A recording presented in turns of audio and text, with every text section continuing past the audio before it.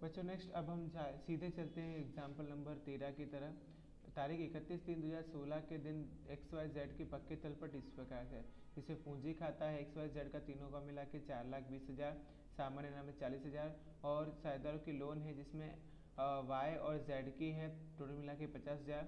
लेनदार हमारे दायित्व में आते हैं 80,000, और कारीगर मुआवजा अनामत जो है वो हमारा 10,000 है। सामने ख्याति है हमारे पास, जमीन मकान यंत्र स्टॉक देनदार है माइनस डूबत ऋण करके, फिर बैंक शेष विज्ञापन अभियान खर्चे और लाभ हानि खाता है, टोटल 6 लाख की हमारी पक्की तलपट है। XYZ 3-3-2 के प्रमाण में लाभ हानि बांटने वाले साझेदार थे।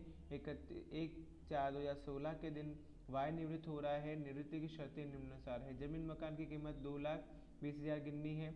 आगे कितनी है? 1,99,000। 2,20,000 गिने की तो सीधी सी बात है बच्चों की वृद्धि होने वाली है। और उसके बाद यंत्र की कीमत 30,000 से घटानी है। देनदारों पर 10% डूबत अनामत रखना है।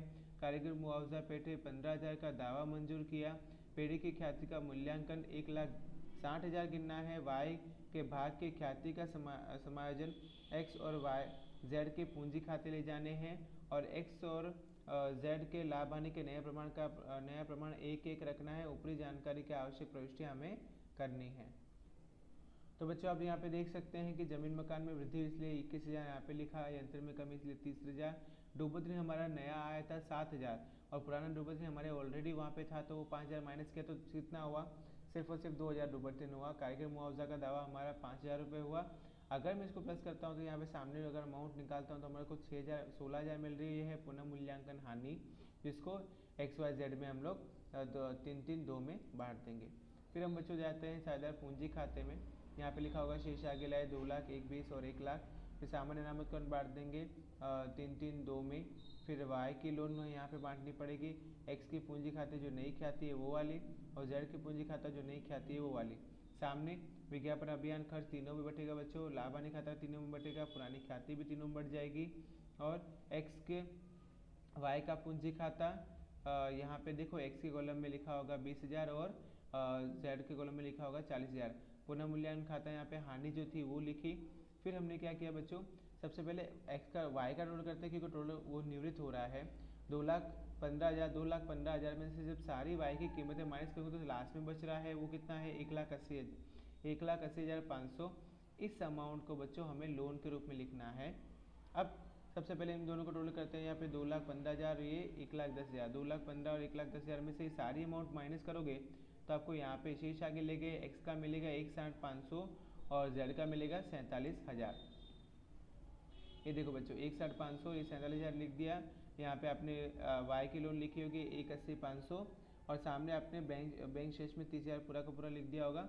दोनों की अमाउंट मैच करते तो हमारे पाँच कितना हो जाता है 5,13,000। XYZ का पुराना प्रमाण है 3-3-2, और एक्स और जेड का नया प्रमाण है 1-1। लाभ का प्रमाण होगा 1/8 और 2/8। तो लाभ का प्रमाण है 1:2। एक्स और जेड द्वारा वाई को भुगतान पात्र नई ख्याति वाई को मिलने वाली योग्य ख्याति 1,60,000 गुणा 3/8 माने 60,000 हुआ। उस 60,000 को हम 1 और 3 में बांट देंगे तो रोज नाम क्या हो जाएगा, एक्स का पूंजी खाता उधार, जेड का पूंजी खाता उधार, वाई पूंजी खाते का। टिप्पणी देखते हैं। पुरानी ख्याति 40,000 XYZ के पूंजी खाते पुराने लाभ आने के प्रमाण में उधार कर अपलिखित की जाएगी। दूसरा, कारीगर मुआवजा अनामत 10,000 है, जबकि कारीगर मुआवजा पेटे दावा 15,000 मंजूर किया गया, इसीलिए अतिरिक्त दावे 5,000 पुनः मूल्यांकन खाते उधार किया जाएगा। प्रविष्टि ऐसी होगी, माफ कीजिए, कारीगर मुआवजा अनामत खाता उधार 10,000, पुनः मूल्यांकन खाता उधार 15,000, कारीगर मुआवजा दावे खाते का 15,000 रुपये। अब बात करते हैं एग्जाम्पल नंबर 14 की। अजय, अल्पा और अमय एक पेड़ी के साझेदार है। वे लाभ हानि का क्रमशः 5:3:2 के प्रमाण में लाभ हानि बांटने वाले साझेदार है। मैंने इसलिए इन अनुपात बताया बच्चों क्योंकि अगर मैं सबके परसेंटेज का चिन्ह लगा दूँ, 0 निकाल दूँ तो 5-3-2 ही बचेगा। यहाँ पे तीनों की पूंजी है 190, और आपकी बैलेंस शीट यानी कि पक्के तलपट है 3,40,000 और 3,40,000। शर्तें इस प्रकार से है 1/4/17 की। कारीगर मुआवजा का दावा 20,000 स्वीकार किया। आगे कारीगर मुआवजा 30,000 माने 10,000 की बचत। विनियोग की बाजार कीमत 45,000 है जो वही में लाना है। आगे विनियोग है 60,000 माने कि 15,000 की कमी। देनदारों पर डूबत ऋण अनामत के 2,000 है। आगे 70,000 में से 2,000 माइनस करेंगे तो फिर हमको बचेगा 68,000, उसका 5% निकालना है, वो हमारा डूबत अनामत है। और अन्य स्थायी संपत्तियों पर हमें क्या करना है, 20,000 की बढ़ानी है। अन्य स्थायी संपत्ति 1 लाख है, 20,000 बढ़ाएंगे तो हमारा 1,20,000 हो जाएगा। वही में दर्शाई स्टॉक की कीमत उसकी लागत कीमत की अपेक्षा 600 अधिक आंकी गई, तो हम लोग क्या करेंगे, स्टॉक जो है उसमें से 600 रुपये जो है बात कर देंगे। पेड़ी की ख्याति का मूल्यांकन 1 लाख हुआ, अजय को 10,000 रोकड़ चुकाने हैं।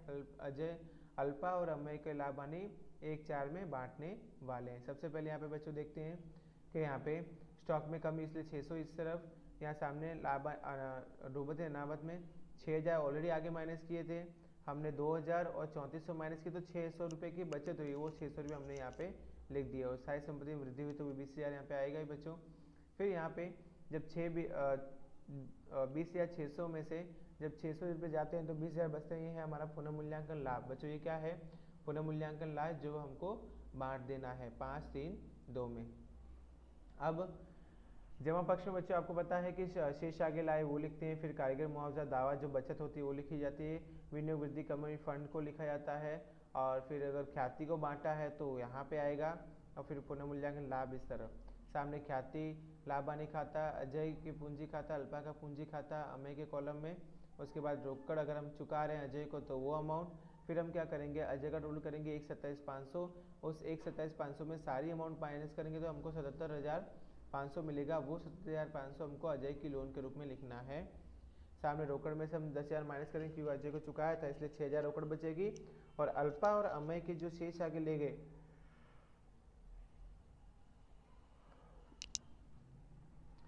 जो शेष है वो है 46,500 और 11,000, तो हमारा हो जाएगा 57,500।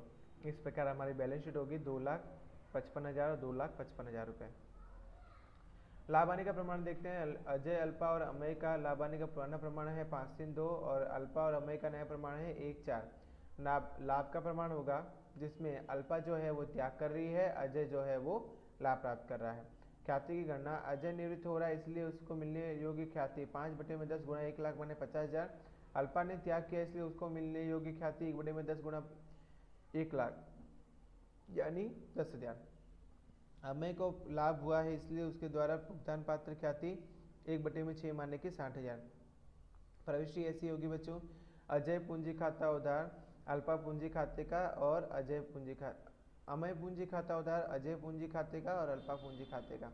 स्पष्टता देखते हैं। निवृत्त होने वाला साझेदार अजय और चालू रहने वाले साझेदार के बीच अल्पा भी उनके लाभ के प्रमाण में त्याग करती है तो उसे त्याग के प्रमाण जितनी ख्याति मिलेगी, जबकि अजय को लाभ हुआ है उन्हें से वह लाभ के प्रमाण में जितनी ख्याति देगा। टिप्पणी, पहला, विनियोग की बाजार कीमत में कमी 15,000 है जबकि उसके सामने विनियोग वृद्धि कमी फंड 20,000 है, इसलिए विनियोग में कमी 15,000 विनियोग वृद्धि कमी फंड 20,000 के सामने अपलिखित करने वाला ₹5,000 दंड फंड है जो सभी साझेदारों के खाते पुराने लाभ हानि के प्रमाण में बांटा जाएगा। विनियोग वृद्धि कमी फंड खाता 20,000 उधार विनियोग खाते का, अजय पूंजी खाते का, अल्पा पूंजी खाते का और अमय पूंजी खाते का। कारीगर मुआवजा अनामत 30,000 के सामने कारीगर का दावा 20,000 मंजूर किया गया जिसकी बाकी की अनामत 10,000 सभी साझेदारों के उनके पुराने लाभ हानि के प्रमाण में बांटी जाएगी। कारीगर मुआवजा दावा खाता उधार 30,000, कारीगर मुआवजा दावा खाते का 20,000, अजय पूंजी खाते का, अल्पा पूंजी खाते का और अमय पूंजी खाते का। तो बच्चों मैंने आपको आज 2 एग्जाम्पल समझाए हैं और आपको थ्योरी भी सारी समझाई है। इसी प्रकार के जो सम हैं वो आपको करने हैं और नेक्स्ट वीडियो में आपको मिलता हूँ और आपको इसके आगे के जो एग्जाम्पल है, एग्जाम्पल नंबर 15 गोपी कृष्ण और राम, उससे आपको समझाता जाऊँगा। ठीक है बच्चों, नेक्स्ट वीडियो में मिलते हैं, बाय बाय।